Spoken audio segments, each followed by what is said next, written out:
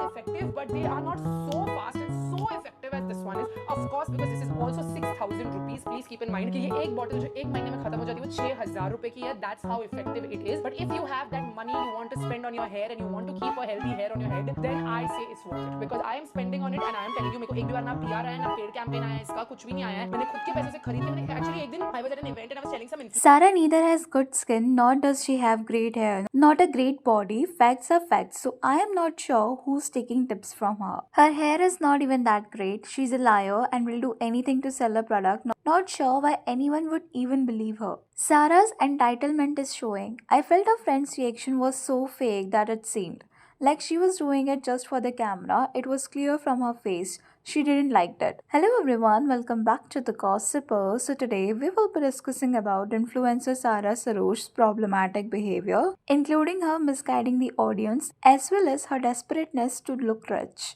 Recently, Sarah ने एक video upload किया था जहाँ पर she was promoting a hair care product by saying कि ये उन्होंने खुद यूज़ किया है और रिजल्ट्स अमेजिंग आए. अभी यहाँ तक तो everything was okay, but problem तब स्टार्ट हुई जब कुछ नेटिजन्स ने पॉइंट किया कि कुछ टाइम पहले तक, मतलब in May 2025, she was promoting Wish के हेयर प्रोडक्ट जिसका रिजल्ट उसने हेयर ग्रोथ के फॉर्म में शो किया था. Then September 2025 she showed 4 inches hair growth from L'Oréal serum. Then again now in April 2026 वो बोल रही है कि लास्ट 6 मंथ से वो कैरेस्टा से यूज कर रही है. सी, अगर आप एक इन्फ्लुएंसर हो, इट्स योर ड्यूटी आप किस टाइप के प्रोडक्ट्स यूज कर रहे हो. अनटिल एंड अनलेस खुद यूज नहीं करो, उसको आपको बेस्ट आउट ऑफ बेस्ट बोल के प्रमोट नहीं करना चाहिए. Lying to your audience is like cheating on them, right? आप रियल लाइफ में कुछ और यूज कर रहे हो, देन ऑन कैमरा झूठ बोलना बिकॉज ऑफ दिस ओनली इस शिटी बिहेवियर को कॉल आउट किया जा रहा है. इनफैक्ट रिसेंटली सारा को उनके बैक सॉल के लिए भी ट्रोल किया जा रहा है क्योंकि उन वीडियोस में ये क्लियर दिख रहा है that she is trying hard to be luxury influencer, जो आजकल हर दूसरा इन्फ्लुएंसर कर रहा है. बट हर कोई इसको अच्छे से कैरी नहीं कर पाता है. ऑनेस्टली उनकी कंटेंट स्टाइल के चेंज से पता चलता है उनकी जो इनिशियल ऑडियंस आई थी वो उनके makeup and dresses for college going girls I थे, जिनको अब ये luxury halls out of connect लग रहा है, जो कहीं ना कहीं उनके कमेंट सेक्शन में भी दिख जाता है. दो कंटेंट स्विच करना या चेंज करना कोई गलत बात नहीं है. हर कंटेंट क्रिएटर कहीं ना कहीं ग्रो करता है. उनका lifestyle with increase in brand endorsement and fame update होता है, जो काफी नॉर्मल प्रोसेस है. पर अगर आपकी इनिशियल ऑडियंस को ही वो चीज रिलेटेबल नहीं लग रही हो तो आप बैलेंस बना सकते हो, क्योंकि यही वो ग्रुप ऑफ ऑडियंस है जिसने उन्हें इनिशियल स्टेज पे सपोर्ट करा था.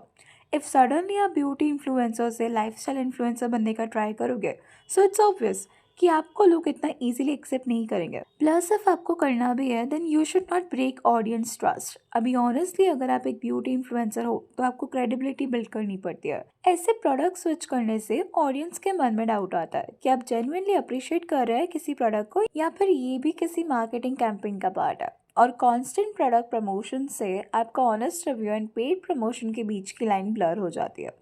ऑडियंस को आपकी कई ऑनेस्ट रिव्यूज भी मार्केटिंग गिमिक लगती है और वो आपके इंटेंट को क्वेश्चन करता है, जो एक फेयर पॉइंट है. अगर आप इन्फ्लुएंसर हो तो आप ऑब्वियसली आंसरेबल हो अपने ऑडियंस के टूवर्ड्स, क्योंकि at the end of the day they are the one who gonna buy the products you promote और लॉन्च. अभी सारा का एक और वीडियो क्लिप है जो इंटरनेट पे सरफेस हो रहा है, जहाँ पे वो अपनी फ्रेंड को अपनी आइस टी प्राइसेस के बारे में बता रही है. उनकी फ्रेंड का रिएक्शन थोड़ा अनकंफर्टेबल सा लग रहा है.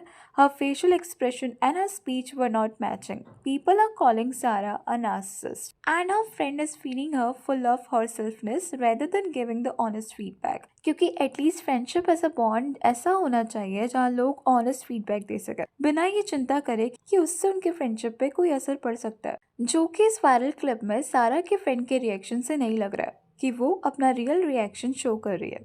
एंड ये पहली बार नहीं है जब सारा को किसी ने ऑनेस्ट फीडबैक नहीं दिया. इससे पहले भी जब उन्होंने आरजीकर केस, जो कि एक हाईली सेंसिटिव केस है, उस पर बात करते हुए वीडियो बनाई थी. टू बी ऑनेस्ट उन्हें हैवी बैकलैश फेस करना पड़ा था क्योंकि उस रील में वो इस केस पे बैकग्राउंड वॉइस ओवर कर रही थी, जो ऐसे किसी भी सेंसिटिव टॉपिक पे बोलने का सही तरीका नहीं है. दो उन्होंने बाद में अपोलोजाइज किया था, पर उस वक्त भी उनकी टीम में से किसी ने भी उन्हें सजेस्ट नहीं किया था कि ये पोस्ट करना गलत होगा. Well, coming back to the point, अभी जो प्राइसिंग है उनकी आइस टी की, उस पर लोगों का ये कहना है इवन द टॉप ब्रांड्स भी इतना चार्ज नहीं कर रहे, जो कि एक गलत कंपैरिजन है. मेरी नज़र में टॉप ब्रांड्स बल्क में प्रोड्यूस करते हैं जिससे ओवरऑल प्राइस कम हो जाता है और एक इन्फ्लुएंसर चाह के भी इतनी बड़ी इन्वेंट्री रेंट या बाय नहीं कर सकता। पर अगर कोई प्रोडक्ट अपनी ऑडियंस के लिए लॉन्च कर रहा है तो आपको उनके बजट का नीश पता होना चाहिए और इस क्रिटिसिज्म को एज फीडबैक लेना चाहिए ताकि फ्यूचर में आप इम्प्रूव कर सको। इवन सारा have history of this her previous product launch which was coffee and further पे भी लोगों का रिएक्शन यही था कि it's to costly for a newly launch product. इस प्राइस रेंज में आपको इससे कई गुना अच्छे प्रोडक्ट्स मिल जाएंगे, लेकिन कई रिव्यूज पॉजिटिव भी थे कि उन्हें कॉफ़ी की टेस्ट और कंसिस्टेंसी अच्छी लगी थी। पर प्राइस को लेके क्रिटिसिज्म कई लोगों को था और फ्रॉदर को लेकर भी कई रिव्यूज यही थे कि she is just importing these frothers from China and selling it by packaging it under her own brand name and increase the price to X, which was a little uncomfortable thing for her audience, जो ultimately उसकी consumers बनने वाले। अभी over the years she has pattern of these controversies और कई लोगों को ये behavior narcissist and full of herself लगता है। Honestly, she should take feedback from the audience, which gonna benefit her only. Influencer अपने इंटरनेट बबल में रहने लगे जो कि एक डेंजरस ट्रेंड है, promoting relentless products and over consumption. I understand कि यही उनका काम है, पर they should clearly mention that this is paid partnership rather than telling a story how this and that product helped them personally and they have personally used it. These misleading promotion usually affect teenagers and youth क्योंकि वो लोग इनको बहुत अच्छे से follow करते हैं plus उनको एडमायर भी करते हैं। और अगर आप सारा के ओवरऑल पैटर्न को देखोगे तो एक चीज़ जो कंसिस्टेंटली सामने आती है वो ये है कि उनका अपनी ऑडियंस के साथ रिलेशनशिप एक कॉम्प्लिकेटेड जगह पे है। एक तरफ वो खुद को रिलेटेबल, बॉडी पॉजिटिव और ऑनेस्ट प्रेजेंटर के रूप में प्रेजेंट करती है, तो दूसरी तरफ उनके एक्शंस और डिसीजंस रिपीटेडली ऐसे मोमेंट्स क्रिएट करते हैं जहाँ पे ऑडियंस को फील होता है कि उन्हें मिसलीड किया जा रहा है या फिर उन्हें ग्रांटेड लिया जा रहा है और इसी वजह से वो बार बार कंट्रोवर्सीज के फॉर्म में सरफेस होती रहती है। She is doing good as a business woman, making inspiration who are aspiring to do something in their life and कहीं ना कहीं उन्होंने स्ट्रगल किया, बिल्कुल स्क्रैच से स्टार्ट करके वो कांस फिल्म फेस्टिवल तक पहुंची जो अपने आप इम्प्रेसिव है। पर ऐसे बार बार गॉसिप सर्कल्स का पार्ट बनना कहीं ना कहीं उनकी ओवरऑल इमेज को भी इफेक्ट करता है। Anyways, that's all for today. Please let me know your thoughts on this in the comment section. And अगर वीडियो अच्छी लगी तो please like, share and subscribe जरूर करें।